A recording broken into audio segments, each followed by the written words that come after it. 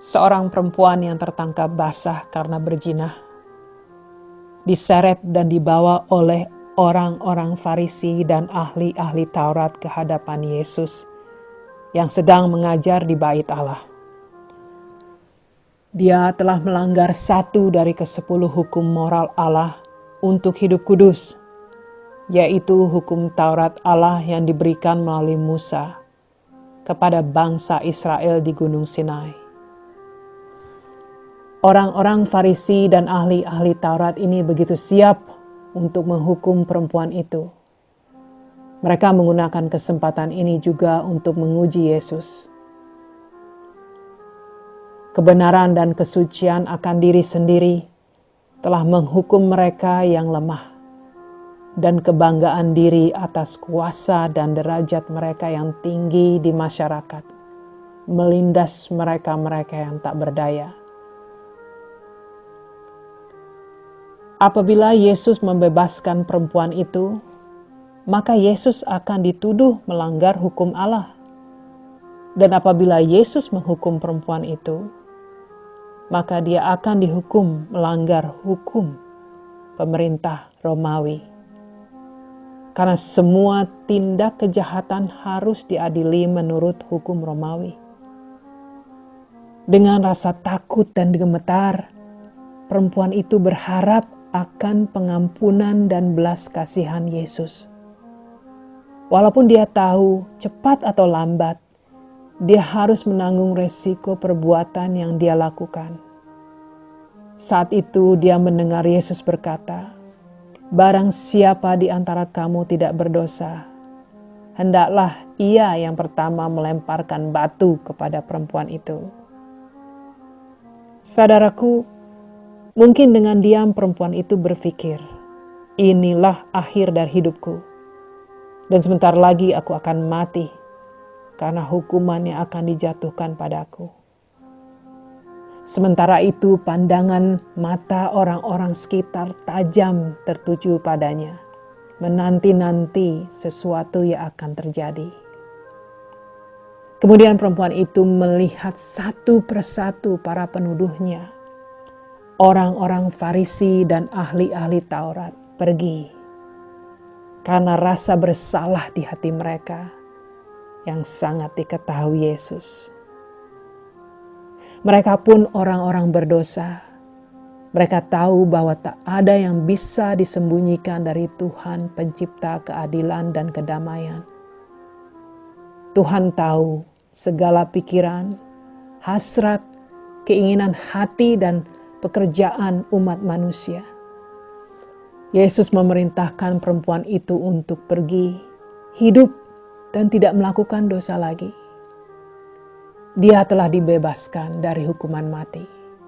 Dia menangis di kaki Yesus. Hatinya penuh dengan rasa syukur dan terima kasih atas pengampunan dan kebaikan Yesus padanya. Juru selamat dunia telah menyelamatkan hidupnya dan memberikan harapan baik baginya. Yesus mengatakan, "Aku pun tidak menghukum engkau." Saudaraku, setiap kali saya membaca pasal ini, satu hal yang tersirat dalam pikiran saya membayangkan diri saya sendiri sebagai perempuan itu. Bersalah dan wajib untuk mendapat hukuman sesuai dengan hukum Allah. Kita tahu sampai saat ini hukuman lempar batu masih dilakukan di beberapa negara di dunia sebagai hukuman mati. Saudaraku terkasih, apakah kiranya yang bisa kita pelajari dari pasal ini?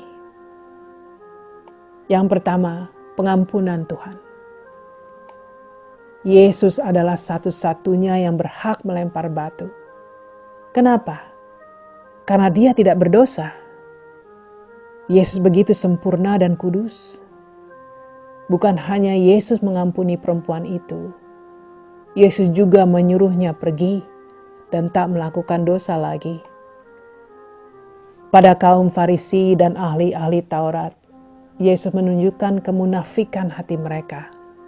sementara mereka menuntut hukuman mati atas perempuan yang berdosa. Mereka pun juga berdosa dan berniat membunuh Yesus. Dosa yang tidak bisa dilihat oleh orang lain. Namun Tuhan Allah mengetahuinya. Saudaraku terkasih, kita semua bersalah dan berdosa di hadapan Tuhan. Mungkin terkadang kita tergoda untuk menilai atau menghakimi orang lain dari penampilan dan kehidupan yang mereka jalani. Sangatlah sulit untuk tidak berkomentar tentang kehidupan orang lain. Saudaraku, kita harus belajar untuk tidak cepat berkomentar akan apa yang kita dengar dan kita lihat. Kita harus belajar untuk menyerahkan segalanya pada Tuhan dalam doa. Kita diperintahkan untuk harus terus menganalisa hati kita.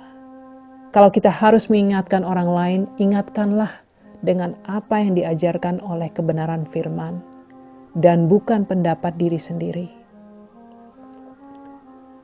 Lakukan hal itu dengan lemah lembut dan penuh kasih.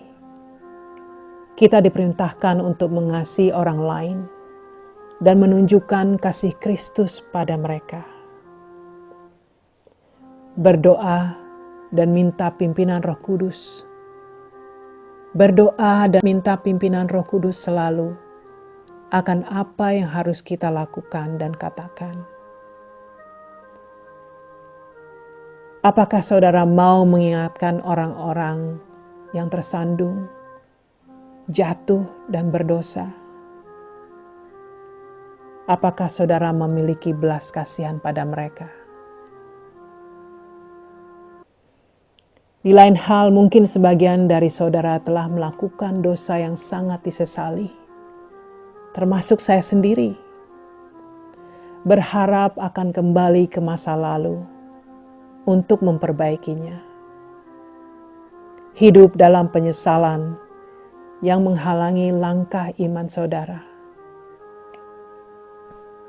Pada saat saudara datang pada Allah, meminta ampun, maka Dia akan mengampuni. Dia tahu segala kelemahan, kegagalan, dan ketidaksempurnaan diri kita. Dia akan mengangkat rasa bersalah dan malu, sehingga kita dapat hidup bebas dan tahu bahwa dosa kita telah diampuni. Saudaraku, Tuhan ingin kita hidup bebas dalam terang Kristus. Hal yang kedua, kasih Allah dan kebenaran. Kasih Yesus telah menyelamatkan perempuan tersebut. Dia telah menerima identitas dan kehidupan baru karena dosanya telah diampuni. Dan dia menjadi salah satu pengikut Kristus. Saat itu adalah awal dari kehidupannya yang baru.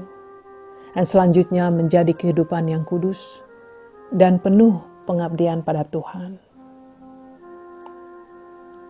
Yohanes 1 ayat 17 mengatakan, sebab hukum Taurat diberikan oleh Musa, tetapi kasih, karunia, dan kebenaran datang oleh Yesus Kristus. Matius 5 ayat 17, janganlah kamu menyangka bahwa aku datang untuk meniadakan hukum Taurat atau kitab para nabi. Aku datang bukan untuk meniadakannya, melainkan untuk menggenapinya. Saudaraku terkasih, hukum Taurat Allah begitu tinggi dan suci. Yesus datang bukan untuk meniadakan hukum Taurat, namun menggenapinya. Hukum ini menunjukkan bahwa manusia sangatlah berdosa. Dosa umat manusia harus mendapat hukuman. Hanya Yesus yang dapat memenuhi hukum Allah, karena Dia tidak berdosa. Kematian Yesus di kayu salib telah menebus dosa umat manusia, dan kebangkitannya telah memberi kehidupan pada mereka yang percaya dan bisa hidup dalam Dia. Saudaraku, sekarang kita hidup dalam perjanjian baru melalui Yesus Kristus. Dalam pembagian firman berikutnya, kita akan lebih belajar mendalami tentang hal ini. Saudaraku, sangatlah tidak mungkin patuh pada firman Allah dengan usaha sendiri.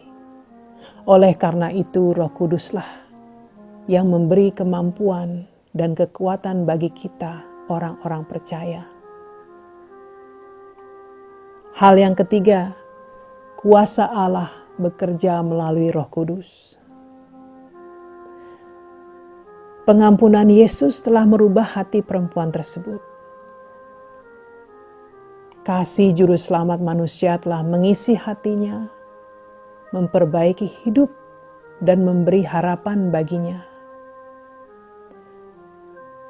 Saudaraku terkasih, Roh Kudus yang memimpin hidup orang-orang percaya memberi keyakinan akan cinta kasih Tuhan Yesus. Semakin kita mengerti kasih Allah, semakin kita mengerti kebesarannya. Saya selalu percaya semakin dekat kita dengan Tuhan, semakin kita melihat kelemahan kita, semakin kita bergantung padanya, dan semakin kita mengerti dan mengalami pekerjaan baik Roh-Nya dalam hidup kita.